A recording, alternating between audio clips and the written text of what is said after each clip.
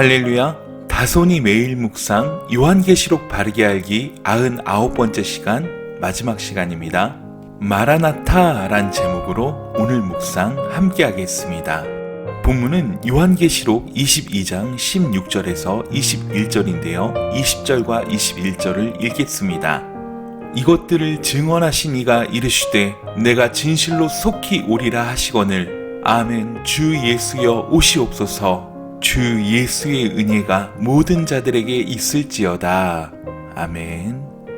이제 요한계시록의 마지막 묵상에 들어오게 되었습니다. 우린 처음 요한계시록이 시작될 때 이 책이 편지란 사실을 살폈습니다. 계시록 1장 4절에서 5절을 보면 아시아의 7교회에 편지한다고 쓰고 있습니다. 다시 말해 요한계시록은 7교회로 상징되는 지상교회를 향한 하나님의 편지인 것입니다. 요한계시록은 그래서 열린 책입니다. 누구나 읽을 수 있고 그 내용의 은혜와 도전을 받아 주님 다시 오실 때까지 복음에 굳게 서기를 원하는 하나님 아버지의 마음이 담겨 있습니다. 여러분, 우린 이 기간, 말세라고 부르는 1260일, 42달, 1000년의 기간에 자기 옷을 빠는 삶을 살아야 합니다. 하루 이틀 빨고 마는 것이 아니라 매일 지속적으로 자기 옷을 빨아야 합니다.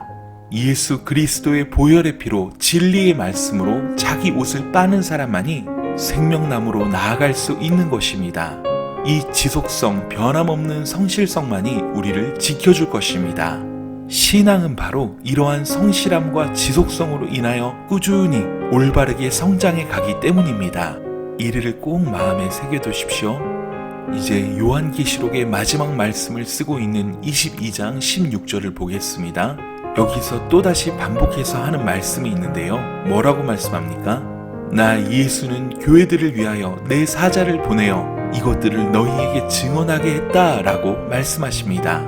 즉, 이 편지의 진정한 저자가 누구입니까? 바로 예수 그리스도입니다.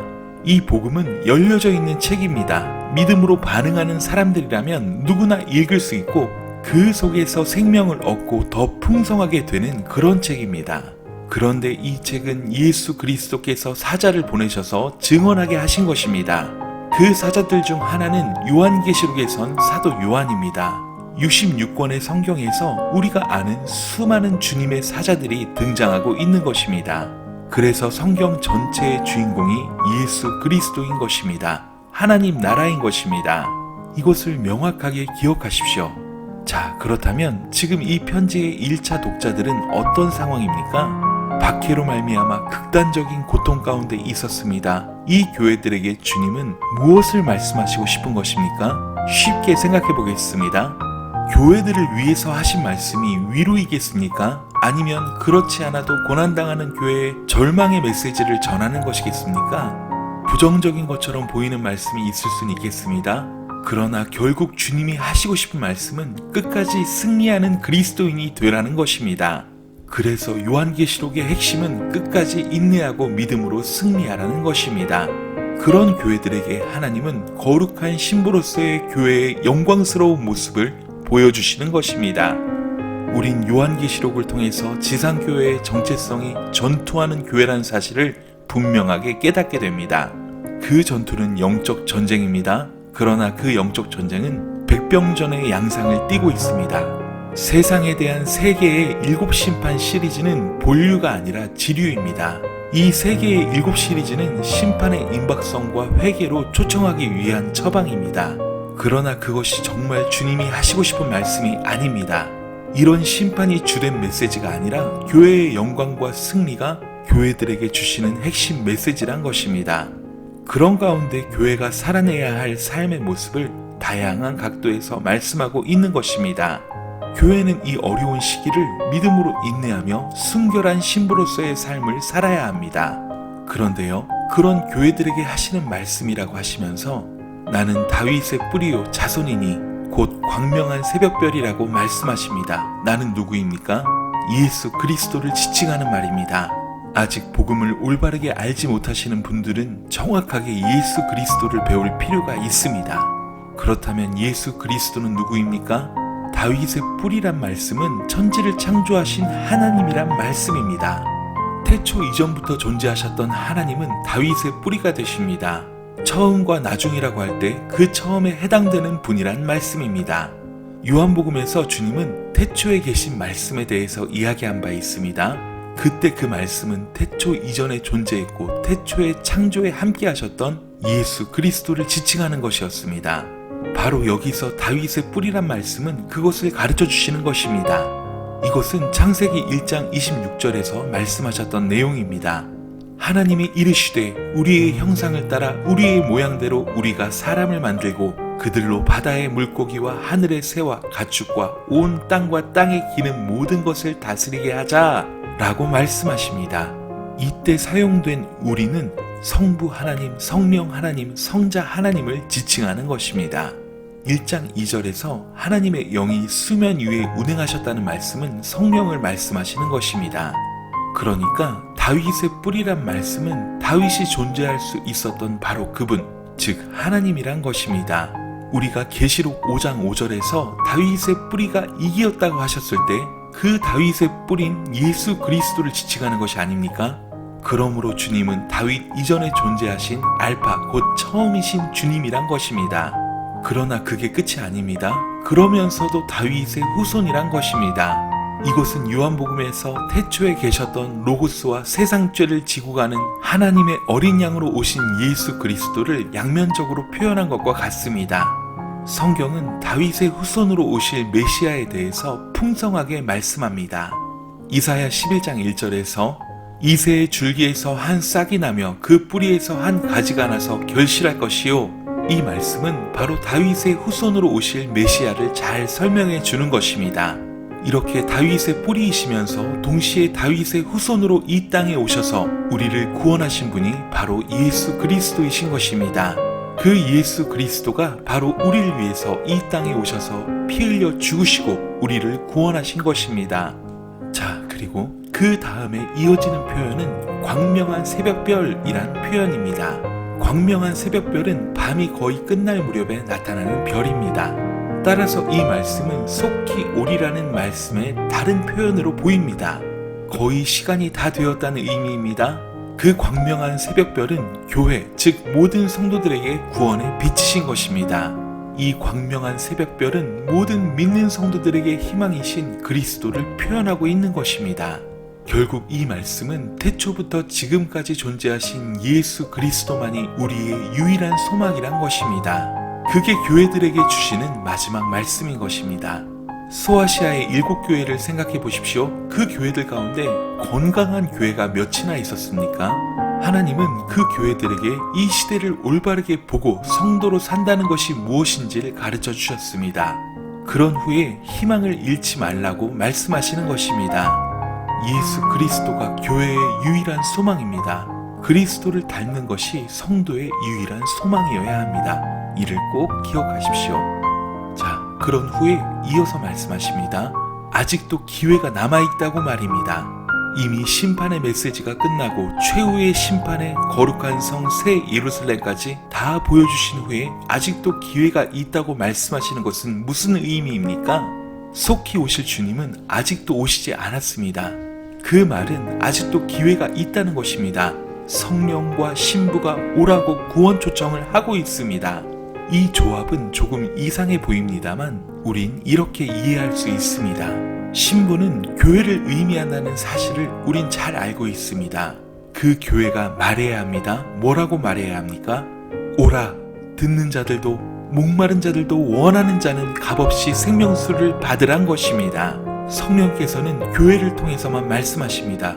성도들 안에 성령께서 내주하시고 그 성도, 즉 교회를 통해서 초청하시는 것입니다. 성령이 없는 교회는 능력이 없습니다. 마딜은 소금에 불과합니다. 또한 성령께서는 교회를 통해서 거룩한 성도를 통해서 말씀하십니다. 그래서 성령과 신부가 초청하는 것입니다. 오라는 것입니다. 값없이 주시는 구원의 은혜를 받으란 것입니다. 이것은 교회가 해야 할 일을 가르쳐주는 것입니다.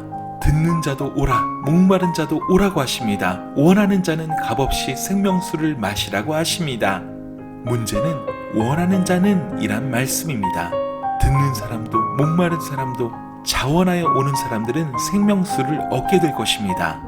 이 말씀은 1260일을 살아가는 사람들에게 던지는 화두이면서도 또한 교회 안의 불신자들에게 던지는 화두이기도 합니다. 이것은 이 땅에 남겨진 교회에게 주시는 사명입니다. 교회는 이 땅에서 치열한 싸움을 싸우며 믿음을 지켜내는 동시에 구원에 초청하는 일을 감당해야 하는 것입니다. 아직도 기회는 주어져 있습니다. 주님은 속히 오실 것이지만 또한 언제 오실지 알 수 없습니다. 그러므로 아직은, 다시 말해 지금은 구원에 참여할 수 있는 기회가 있습니다. 교회는 교회가 이 땅에 존재하는 한 이 책임을 다해야 하는 것입니다. 다음으로 18절과 19절을 한번 보십시오. 아마 하나님께서는 이 책이 이단들에게 악용될 것을 아신 것 같습니다. 그래서 이 두루마리의 예언의 말씀을 듣는 모든 사람에게 말씀하십니다. 하나님께서 말씀하신 이 말씀에 더하는 것도 제하는 것도 문제란 것입니다. 더하는 사람에게 이 두루마리에 기록된 재앙들을 그에게 더하실 것이라고 말씀하십니다. 세계의 7심판 시리즈가 말씀하고 있는 재앙은 구체적으로 어떤 의미입니까? 심판입니다. 그래서 요한계시록의 재앙의 의미는 불신자들에게 주시는 심판인 것입니다. 그런데 이 말씀에 무엇인가를 더해서 자신의 사상을 전하는 사람들을 그런 불신자들로 취급하시겠다는 것입니다. 이 말씀은 제하는 자들에게 말씀하셨던 생명나무와 및 거룩한 성에 참여함을 제하여 버리시겠다는 말씀과 동일합니다. 생명나무에 참여한다는 표현을 눈여겨보십시오. 즉 생명나무는 무엇을 의미합니까? 거룩한 성 새 예루살렘에 참여하는 것과 같은 의미란 것입니다. 더하거나 제하거나 하는 사람들은 구원과 상관이 없는 사람들이란 말씀입니다. 더하는 것이 무엇입니까? 요한계시록의 후속편을 자기 멋대로 쓰는 것입니다. 내가 본 천국을 쓰고 꿈과 환상에 대한 개인적인 체험들로 더하는 것입니다. 여기서 더하거나 뺀다는 것은 우연히 필사자의 오류로 빠지거나 더해졌다는 의미가 아닙니다. 지금 신천지나 온갖 이단들이 전부 요한계시록을 가지고 교리를 세우게 될 것을 내다보신 것입니다. 그러나 성경 전체의 교리를 요한계시록이 부정하거나 뒤엎는 상황은 결코 발생할 수 없습니다. 그러므로 요한계시록을 통해서 성경 전체를 보는 것이나 성경 전체의 관점으로 요한계시록을 보는 것이 같아야 합니다. 따라서 우리는 특별한 해석을 경계해야 합니다. 지나치게 근거 없는 상상으로 요한계시록을 끌고 가는 것을 경계하십시오. 특히 요한계시록에 나오는 상징들을 새로운 메시아의 근거로 삼는 그러한 어리석음을 범해서는 안 될 것입니다. 이 부분은 사도 요한의 경고입니다. 이런 경고는 모세도 했었습니다. 내가 너희에게 명하는 말을 너희는 가감하지 말고 내가 너희에게 명하는 너희 하나님 여호와의 명령을 지키라. 신명기 4장 2절에 있는 말씀입니다. 또 사도 바울도 이런 말씀을 한 적이 있습니다. 갈라디아서 1장 7절과 8절 말씀인데요. 다른 복음은 없나니 다만 어떤 사람들이 너희를 교란하여 그리스도의 복음을 변하게 하려 함이라. 그러므로 우리나 혹 하늘로부터 온 천사라도 우리가 너희에게 전한 복음 외에 다른 복음을 전하면 저주를 받을지어다 말씀합니다. 신명기의 모세도 갈라디아서의 사도 바울도 전부 고의적인 복음 회방을 염두에 둔 것입니다. 복음을 개인의 이익의 도구로 사용하는 것에 대한 말씀입니다. 그러므로 우리는 우리 시대의 사이비 교주들에 대해서 두 가지로 말해야 합니다. 첫째는 인간은 예수 그리스도 외에 누구도 메시아가 될 수 없다는 것입니다. 자칭 재림주라고 주장하는 자들은 주님이 재림하시면 세상이 어떻게 될 것이란 복음서의 말씀과 계시록의 말씀을 기만하는 자들입니다. 두 번째로 계시록의 말씀을 가감하는 자들이란 것입니다. 문자적으로 가감한다는 의미가 아닙니다. 고의를 가지고 악하게 본문을 왜곡해서 성도들을 배나 더 지옥 자식이 되게 하는 자들이란 의미입니다. 우리는 성경을 올바르게 읽고 올바르게 믿어야 합니다. 그것이 우리가 이 땅에서 올바른 신앙으로 사는 길입니다. 이것을 꼭 기억하십시오. 자, 이제 20절과 21절 마지막 부분을 보시겠는데요. 아마 요한계시록의 마지막 말씀으로 이 말씀보다 더 적합한 말씀이 있겠습니까? 주님의 마지막 말씀은 무엇입니까? 진실로 내가 속히 오리라입니다. 주님은 약속하신 그대로 오십니다. 진실로 내가 속히 오리라는 말씀보다 더 위로가 되는 말씀이 있겠습니까? 주님은 반드시 속히 진실로 다시 오십니다. 성도는 이 말씀을 늘 가슴에 담고 살아야 합니다.